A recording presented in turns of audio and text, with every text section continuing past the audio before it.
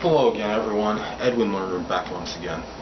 In this YouTube segment, I'm going to be dissertating and talking about friends and, maybe some my experiences with them, coupled with how I identify friends and how I guess I kind of define them in my way. The first thing I like to get with as far as friends go, that I think, some people might have a misconception of what friends are, and a lot of people just think, well, friend is somebody that you just hang out with on a day-to-day basis, or how many time, how frequently, however you hang out with them.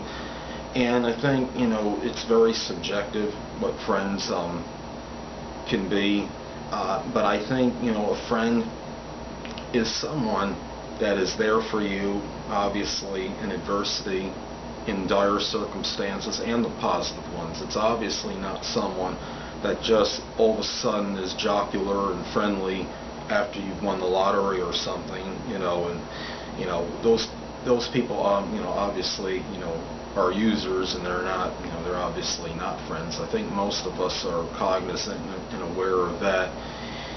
When the thing that I've experienced on the negative side, quote-unquote, friends have gone, I would say, is just general duplicity and people being duplicitous or manipulative, and just either just trying to get me say nice things to get me to go over, just so they needed me to help them out or do some work that they didn't even tell me about until I got over to the place. And people like that, you learn through life, how to distinguish, the good guys from the bad, and, especially maybe, as far as friends go is what I'm talking about. And, when I was young, I didn't really, exactly have an overabundance of friends, at least the ones that weren't true. A lot of the people that I had associated with, had kind of dissipated into thin air, and I understand in a lot of instances people had to, make progress in their life, and whether that was going to college or really, putting a lot of effort into their work, or whether they moved away, far away from me, those instances I kind of understand in a way. Thank God we got Facebook now, so we have that ability to reconnect with those people though as well. But there are people though that they feel maybe they've outgrown you or something, or they'll break off a friendship with you and not even give decency of a conversation with. And that's really, I think that just obviously that's somebody that you hope you don't want to have to meet up with again, or that kind of person as far as friends go. A lot of times, what happened with me, I remember I had some friends that were friendly with me, like say in grade school, and when we went to the middle school, or you want to refer to it as junior high or what have you, they would quote unquote evolve and go to the the cool gang or whatever, or hang out with the cool people. And I mean, I had some few staunch friends at that time. I guess we have to learn one fundamental thing about friendship is that it's about quality, not quantity.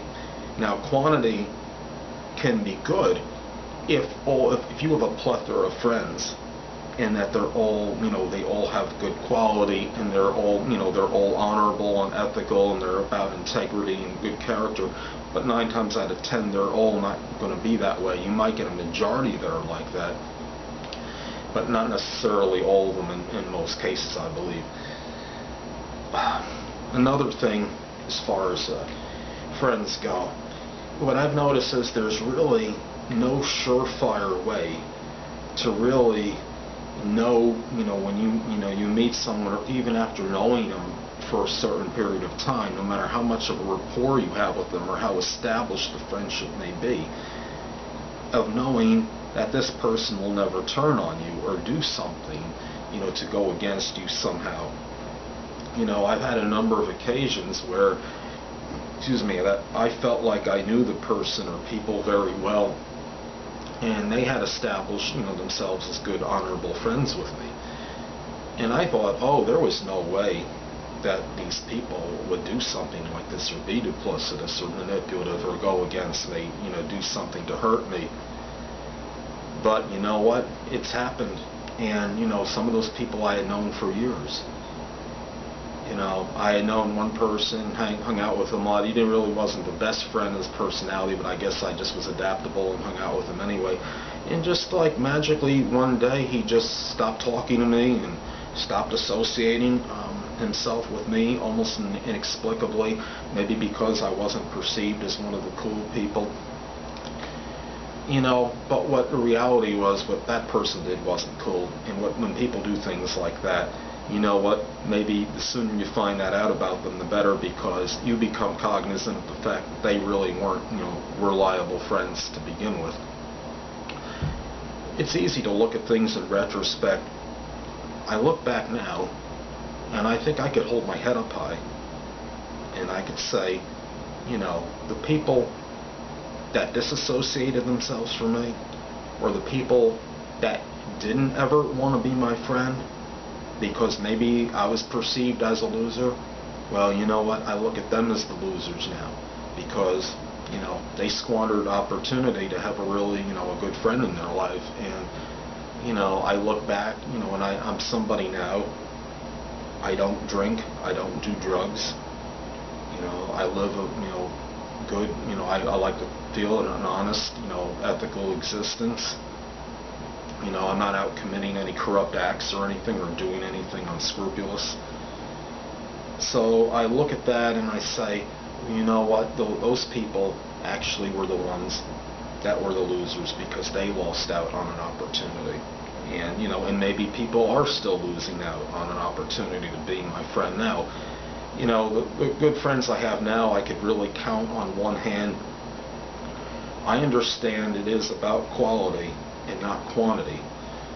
Sometimes you like to feel that we like to have more friends and it feels better, but not necessarily, especially if you're inundated with the kind that are just going to use you, and when you run out of money or whatever, then they just put you to the side of the road and forget about you. You don't want those people in your life.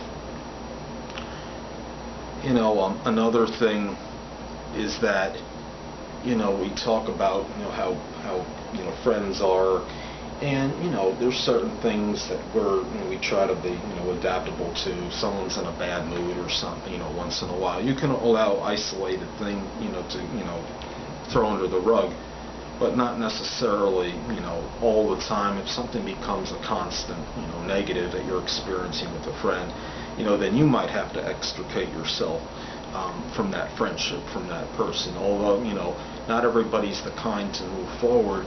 When I was younger, I didn't always have the courage to quote unquote, I guess, proceed forward and move away from that person or people. But I look at things now, and if you're hanging with somebody, and whether it's done maliciously on their part or not, or if it's somewhat inadvertent, even so, you don't necessarily need to be around those people. If all they're doing, if somebody's making you, putting you in an acrimonious state or acerbic, or getting you agitated when it's not even necessary, then you can drop that person like a bad habit. There's always other people around.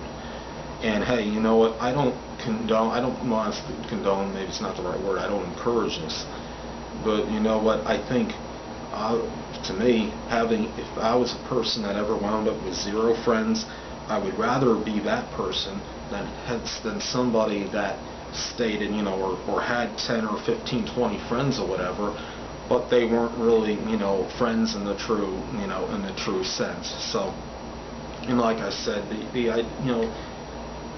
Webster thesaurus or dictionary, I'm sure they have their definition of friendship. And I think part of one of the definitions in one dictionary I saw online, it had something to do with someone that can be trusted, and that's obviously a big thing.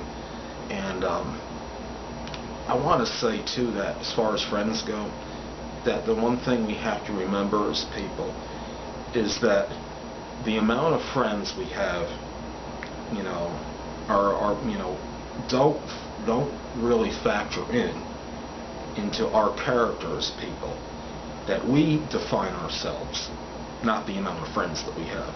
And I think that's a very essential thing to remember as far as quote-unquote friends go. you know, the way I look at it, friendship, you know, is good. You can have, like I stated before, you can have a lot of friends if they're all that caliber, where they're really in that, I guess we could say, that upper echelon department, where they are all quality. But, you know, the main thing is to have the quality and not the quantity, and really be able to see if, you know, have the, I guess we could somewhat insight, and have discretion when we're choosing our friends as well, and get to know them first, well before you decide, you know, to bring him or her into your life. You know, somebody's being friendly right away, you know, it could be one or two things. It could be because they are genuinely amiable, they are of good disposition, or just happy-go-lucky, or maybe it could be because they just want something. So, you know, I've learned that, you know, the hard way, and I've learned, you know, to proceed with caution, you know, as far as people go, in terms of, you know, my friends that I choose, and go through a little better selection process as far as that goes. So anyway, people, that's what I wanted to get with you on. That's my thing about friends. And until next time, people, stay well.